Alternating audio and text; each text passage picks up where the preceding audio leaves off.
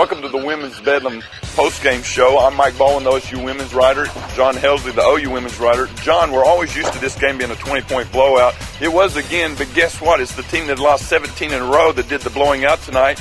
And the other thing was a record crowd in the state of Oklahoma. They filled up the place, maybe sold 14,000 tickets. Your impressions of the game? Well, here we are in historic Gallagher-Iba, and it was definitely historic tonight. It was a sellout here. It was the largest women's crowd to ever see a women's game in Oklahoma, and this was an unbelievable game. Andrea Riley, 45 points. It was a blowout. It was a blowout OSU's way.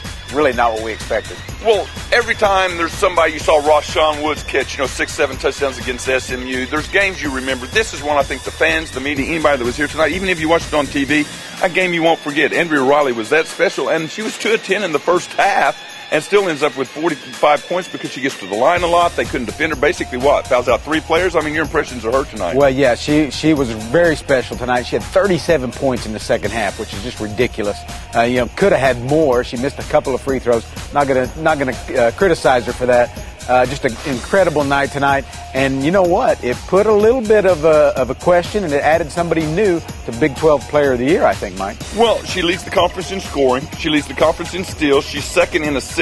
Courtney Paris is first-team All-American slam dunk every year, slam dunk Player of the Year. But maybe this does open the debate because you got a pretty special player here who was the Big 12 Newcomer of the Year last year, the Freshman of the Year. I mean, do you think it is a legit debate? Because she is a special player leading the conference in a lot of statistics right now. Absolutely, I think it, especially after tonight. She was a special player a year ago as a first-year player, a true freshman. What we saw tonight was incredible. I don't know if we're going to get 45 points out of her every night, but she scored 20-something in a big road win at Kansas just the other night on Wednesday.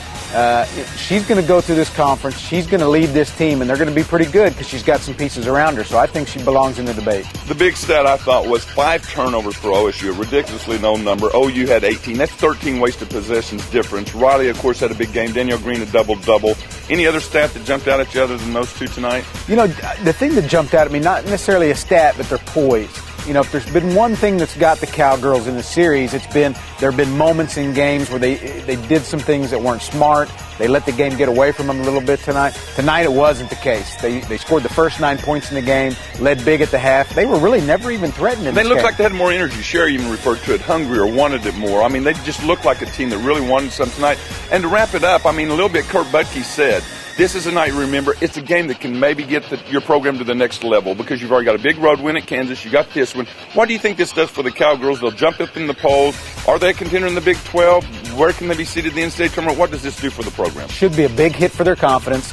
It's a league already that's seen Texas A&M lose twice. Baylor's won twice. They're a good squad. I think OSU's right there in the mix. I think they may battle for the Big 12 championship.